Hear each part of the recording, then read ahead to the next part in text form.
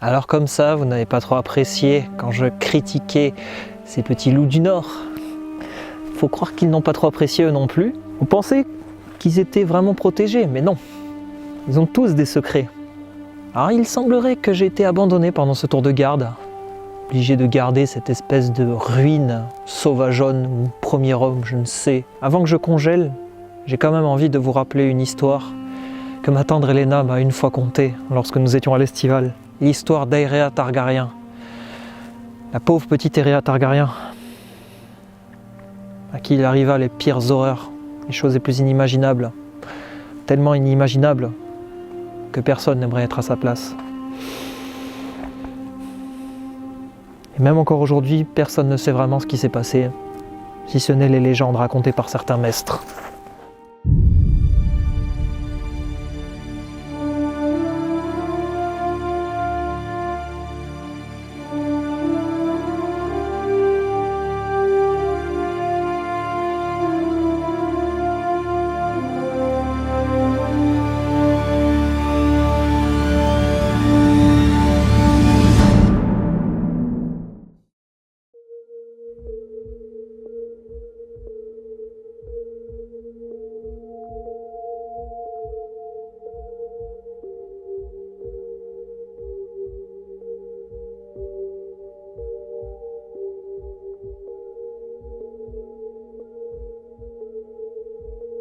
Vous croyez vraiment que les Stark sont les seuls à avoir de sombres secrets ?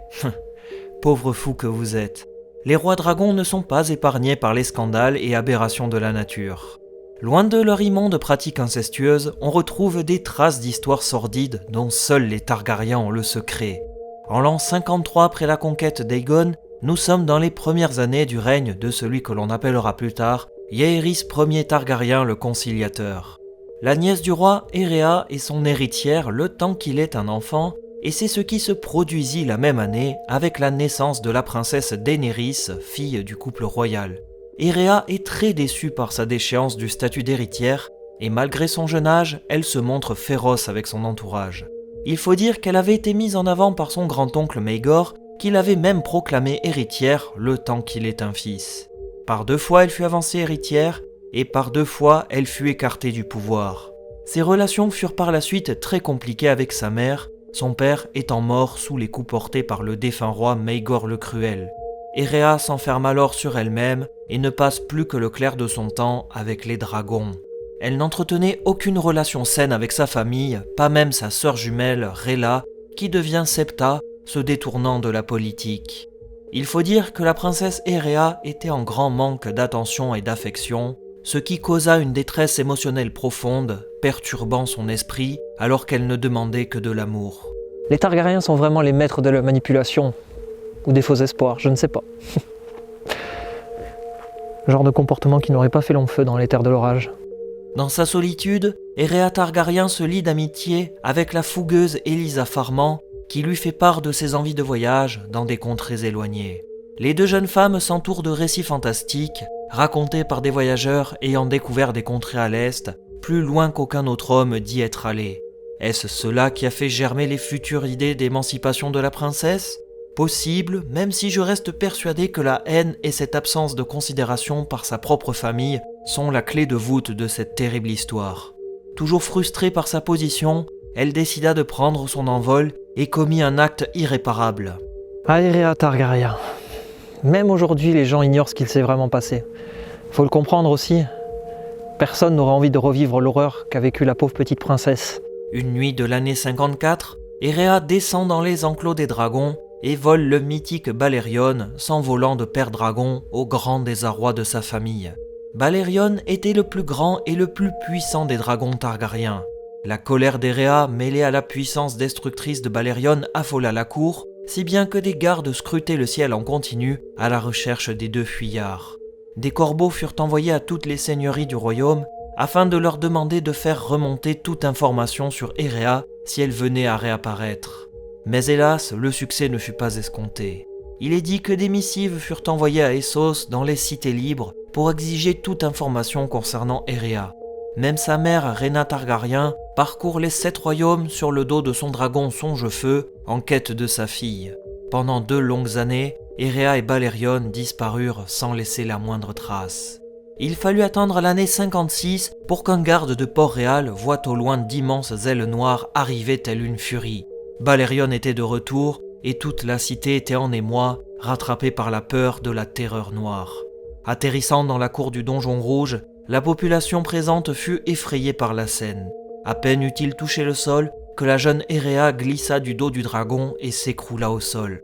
La princesse était méconnaissable, sa peau était carbonisée, son corps en charpie, avec ses vêtements en lambeaux, elle ne put dire que quelques mots « S'il vous plaît, je n'aurais pas dû ». Puis elle s'évanouit. Le garde qui l'emporta auprès du maître du donjon rouge dira plus tard qu'elle avait la peau bouillante, à tel point qu'elle faisait bouillir l'homme sous son armure. Il ajouta qu'elle avait du sang dans les yeux et qu'une chose était en elle.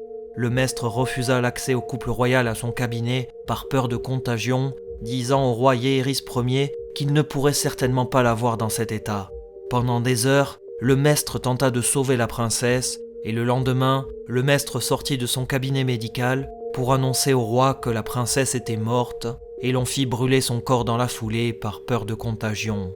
Le septombarte, témoin des derniers instants de vie d'Héréa, consigna des mots glaçants dans son carnet de notes.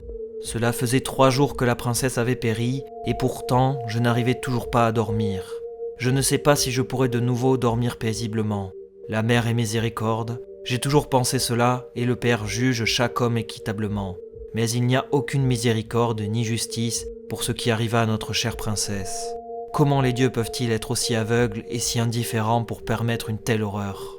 Par la suite, il consignera ce qu'il a vu, et cela dépasse l'entendement. Le corps de la princesse était brûlant tel un volcan en éruption, et puis il y avait ces choses à l'intérieur, comme si des corps étrangers bougeaient sous sa peau sanguignolente. La princesse se tortillait de douleur dans tous les sens, comme si ces choses cherchaient un moyen de sortir. Le maître dit au roi que la princesse n'avait jamais parlé, mais c'était un mensonge. En réalité, il ne pouvait oublier ce qu'elle avait dit, notamment les nombreuses fois où elle le suppliait de mettre fin à ses souffrances insoutenables. Chaque parole qu'elle prononçait faisait craqueler ses lèvres, répandant du sang sur la table d'opération. Plus les heures passaient, et plus la princesse avait la peau qui virait au noir, craquelant par-ci et là, comme si elle était en train de cuire de l'intérieur. Je vous passe les détails sur ses yeux et sa bouche qui fumaient comme si de la vapeur s'échappait de son corps. Le maître avait beau lui donner du lait de pavot, cela ne calmait certainement pas la douleur de la princesse.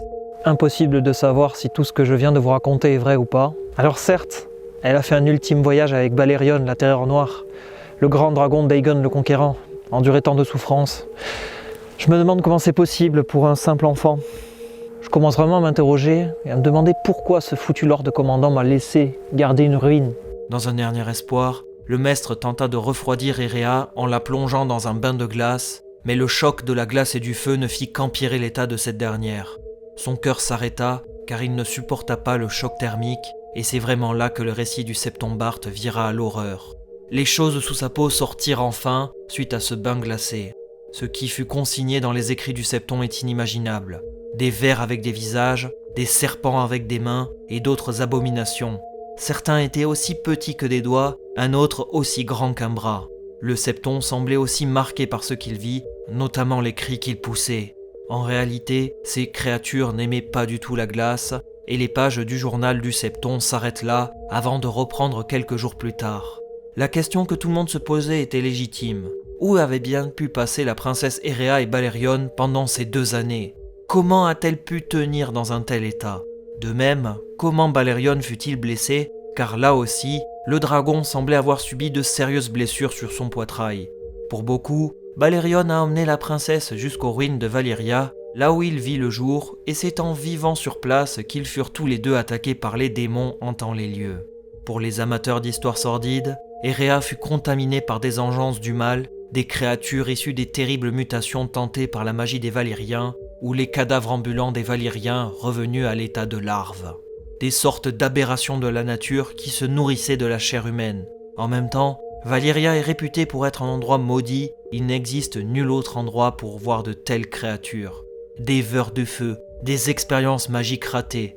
La pauvre Héréa et l'immense Balérion n'avaient aucune chance de survivre, et pourtant, ils ont trouvé tous les deux la force de revenir chez eux, à Westeros. Même encore aujourd'hui, Nous ne savons clairement pas ce qu'il s'est passé lors de la fuite d'Aerea Targaryen et du légendaire Balerion. Toujours est-il que Valyria renferme vraisemblablement plus de secrets qu'il n'y paraît. Avant que la nuit ne tombe complètement, je souhaitais vous mettre en garde concernant Aerea Targaryen. Méfiez-vous de tout ce que vous avez entendu et de tout ce que vous venez d'écouter. En tout cas, moi, je n'ai pas envie de rester ici à me geler, attendre que les créatures de l'hiver m'embarquent. L'histoire, les légendes, tout ça, ça dépend comment vous les tournez et comment vous les racontez. Et vous, alors que la nuit est sombre pleine de terreur, croyez-vous aux légendes ?